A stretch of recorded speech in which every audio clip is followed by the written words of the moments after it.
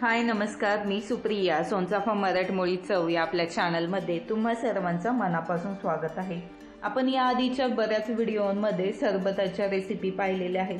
खूप सोप्या आणि झटपट होणाऱ्या, तितक्याच हेल्दी आणि आरोग्यदायी सुद्धा आहेत, शरीराला पोटाला थंडावा देण्यासाठी.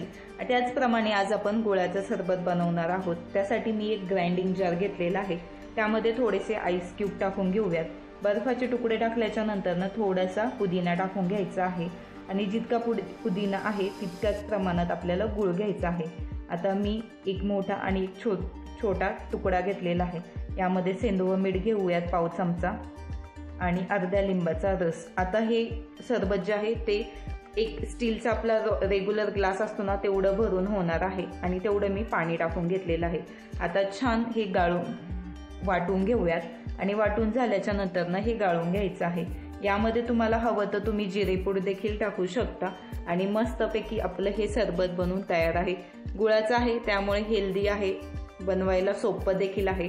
तुम्हाला जर ही रेसिपी आवडली असेल तर या पद्धतीने एकदा हे सरबत नक्की बनवून पहा.